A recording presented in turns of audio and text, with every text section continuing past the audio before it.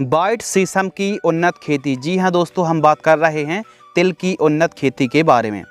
यदि हम बात कर रहे हैं मध्य प्रदेश की, महाराष्ट्र की, राजस्थान की, छत्तीसगढ़ की या फिर और भी राज्य हैं जहां पर सबसे ज़्यादा तिल की खेती की जाती है, बाइट तिल। तो सफ़ेद तिल की खेती करने से देखो आमदनी तो बहुत अच्छी है। अभी एमएसपी भी बढ़ चुकी है, मार्केट में रेट दिन ब दिन बढ़ते जा रहे हैं। उसका कारण है दोस्तों, किसान इस फसल में इंटरेस्ट कम दिखा रहे हैं। तो यदि हमारे किसान भाई जायद पर या फिर खरीफ सीजन पर तिल की खेती करते हैं तो प्रॉफिट फ़ायदा बहुत अच्छा होने वाला है। तो किस प्रकार तिल की खेती करना चाहिए, इस वीडियो के माध्यम से हम समझने वाले हैं। एक और कारण है शीशम की, यह जो दोस्तों फार्मिंग है वो कम समय में अच्छा उत्पादन देने के साथ साथ दोस्तों बहुत ही बढ़िया तरीके से फसल तैयार हो जाती है। लेकिन यदि आप बरसाती दिनों पर शीशम की खेती, तिल की खेती कर रहे हैं तो फिर आपको जैसे तोते परेशान करते, पैरट्स बहुत ज़्यादा परेशान करते हैं, तो इसके लिए आपको एक काम करना पड़ेगा कि देसी जुगाड़ को लगाना पड़ेगा ताकि जो भी पशु पक्षी हैं उनसे अपनी फसल को प्रोटेक्ट किया जा सके। एक लिमिट तक पशु पक्षी खाएं तो कोई दिक्कत नहीं रहती है, लेकिन फिर देसी जुगाड़ आप लगा सकते हैं कुछ इस प्रकार। खरीफ में बहुत ही अच्छा उत्पादन देती है तिल की फसल, रेट भी अच्छा है, बढ़िया आमदनी है और यह एक तिलहनी फसल है।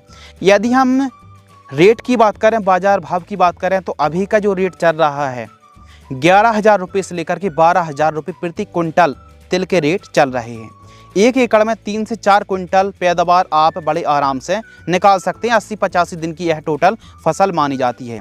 एक तो समय होता है फरवरी से मार्च, यानी जैसे ही गेहूं, मटर, सरसों, आलू, चना के बाद जैसे ही कटाई होती है ना, तो उसके बाद भी आप तिल की बुआई कर सकते हैं। इसके अलावा आप जून अंत और जुलाई मध्य तक बुआई कर सकते हैं, यानी खरीफ सीजन के लिए जुलाई का महीना बहुत बढ़िया माना जाता है। वैरायटी की बात करें दोस्तों, तो अभी तक आपको जो भी वैरायटी बताई गई हैं, हमने भी पिछली वीडियो पर जो कवरेज किया था, वो जो भी भारतीय अनुसंधान केंद्र संस्थान जो होते हैं, रिसर्च वैरायटियों की भी बात करेंगे और कुछ रिसर्च प्राइवेट कंपनियों ने भी की है, उसकी बात भी हम करने वाले हैं। तो यदि भारतीय कृषि अनुसंधान केंद्र की बात करें, जिनको निकाला है, रिलीज़ किया है, तो RT 446 जो चेतक के नाम से आती है, ये भी काफ़ी पॉपुलर वैरायटी है। RT 446 चेतक, RT 351 है, TC 25 वैरायटी को लगा सकते हैं, RT 125 वैरायटी आती है, RT 127 वैरायटी को लगा सकते हैं। इसके अलावा यदि हम प्राइवेट कंपनियों की बात करें जो कि पिछले समय से काफ़ी अच्छा उत्पादन देती आ रही हैं, हम बात कर रहे हैं बाइट तिल की, तो अवनी सीड्स की, अवनी 19 के नाम से आती है, अवनी 19, इस वैरायटी को आप लगा सकते हैं। दिनकर की, दिनकर सीड्स की पारस 2 के नाम से आती है। वेस्टर्न एग्री सीड्स की वेस्टर्न 11 के नाम से आती है। शक्ति वर्धक की SVT 222 के नाम से वैरायटी आती है, इसको लगा सकते हैं। स्वर्णिम, स्वर्णिम सीड्स की स्वर्णिम गोल्ड के नाम से आती है, इन किस्मों को दोस्तों आप लगा सकते हैं। जो प्राइवेट कंपनी की रिसर्च वैरायटी बताई, सब एक से बढ़कर एक वैरायटी और उत्पादन में मात्र 85 दिन, 90 दिन, यानी 84-85 दिन में एकदम कटाई के लिए तैयार हो जाती हैं। बीज मात्रा की बात करें तो 2 किलोग्राम से लेकर के 3 किलोग्राम अधिकतम 1 एकड़ में सीड्स की रिक्वायरमेंट पड़ती है। भूमि की बात करें तो वैसे तो यह जो दोस्तों फसल है ना, वो सिंचित और असिंचित दोनों क्षेत्रों पर, दोनों भूमि पर खेती की जाती है। सिंचित के लिए जैसे ही फरवरी मार्च की हम बात करें, तो यदि सिंचाई के साधन अच्छे हैं तो आप फरवरी मार्च पर बुआई करें, और सिंचाई के साधन ना के बराबर हैं तो फिर खरीफ में जुलाई अगस्त में आप बुआई कर सकते हैं। इस फसल के लिए जो भूमि, सभी प्रकार की सॉइल पर आप खेती कर सकते हैं। जब खेत की आप तैयारी कर रहे हैं, मिट्टी को ठीक तरीके से भुरभुरी करा लेना और उत्तम जल निकास का प्रबंध होना बहुत ज़्यादा ज़रूरी है।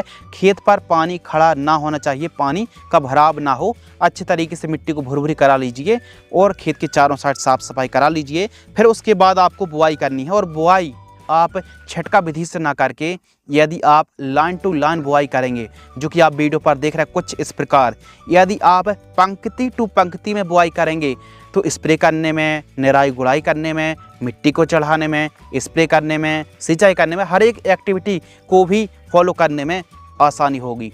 तो यदि आप लाइन से लाइन का जो डिस्टेंस रख रहे हैं तो 20 से लेकर के 25 सेंटीमीटर के आसपास में आप बुआई कर सकते हैं। यह जो डिस्टेंस है काफ़ी बढ़िया है।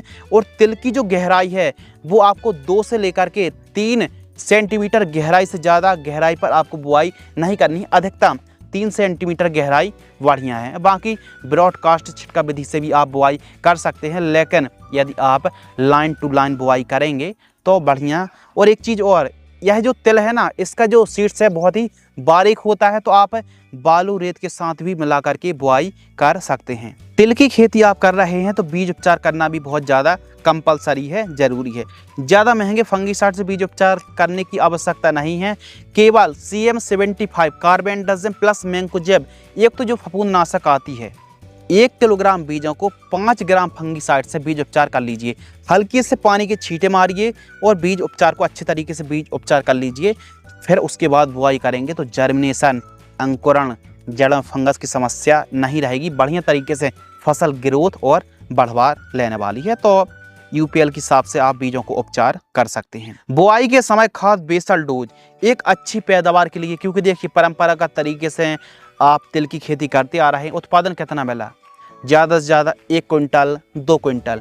लेकिन यदि आप की जो भूमि है ना, उसमें यदि अच्छी दम नहीं है तो फिर आप चाहे ऑर्गेनिक तरीके से, फिर रासायनिक तरीके से खाद शेड्यूल या फिर जो भी खाद का मैनेजमेंट वो आपको करना पड़ेगा, यानी पोषक तत्वों की पूर्ति करनी पड़ेगी। और इसके लिए बुआई के समय यदि हल्की भूमि है, कम उपजाऊ है, तो इसके लिए इन खादों की यदि आप पूर्ति करेंगे, चाहे हल्की भूमि हो या फिर दोमट भूमि हो, अच्छा उत्पादन यह कॉम्बिनेशन देगा।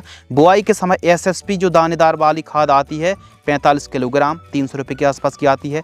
MOP muriate of potash 30 kilogram, इसमें पोटास की मात्रा होती है 60%, और SSP में सल्फर है, कैल्शियम है, फास्फोरस की मात्रा होती है। और हम ले रहे हैं बुआई के समय यूरिया, जिसमें नाइट्रोजन है 46%, 20 किलोग्राम। इन सभी को मिक्स करके, और गोबरी खाद है तो 2 से 3 ट्रॉली भी खेत में बिखेर देना, ताकि ऑर्गेनिक कार्बन की मात्रा बढ़ सके और फायदा काफ़ी अच्छा हो सके।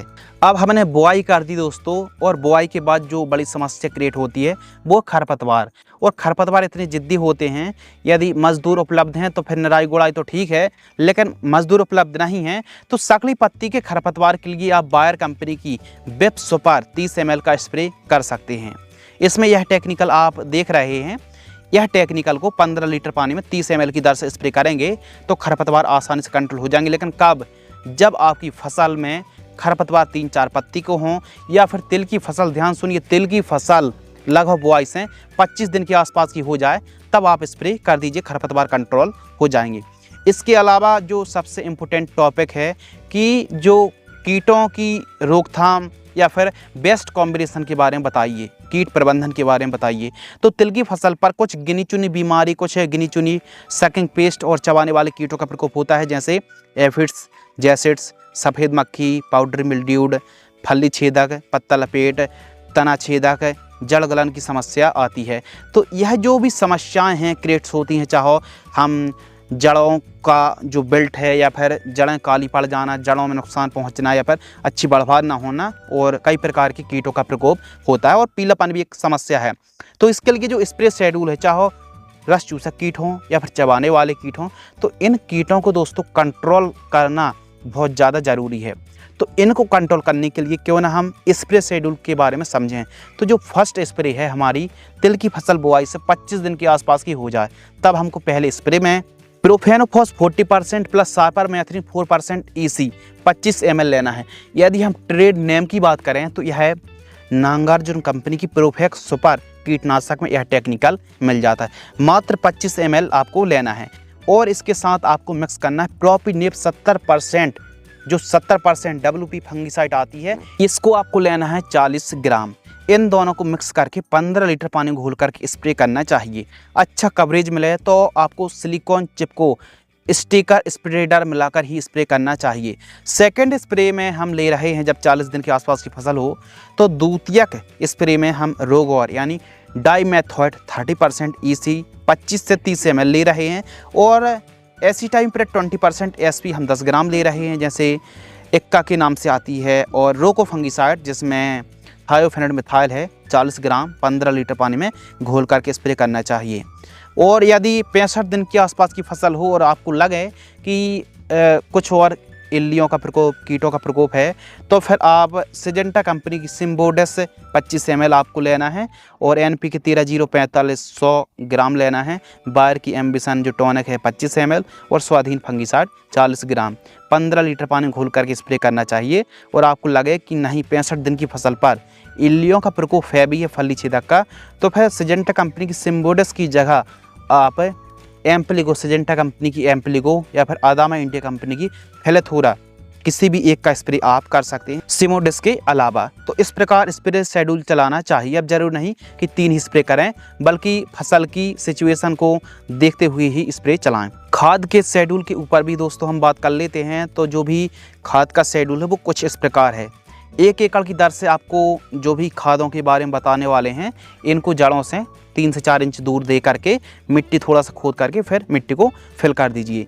फर्स्ट खाद 18 से 20 दिन की फसल होती है तो urea 20 kilogram, micro nutrient fertilisers किसी बेस्ट कंपनी का 5 किलोग्राम, इन दोनों को मिक्स करके 1 एकड़ में प्रयोग करना चाहिए।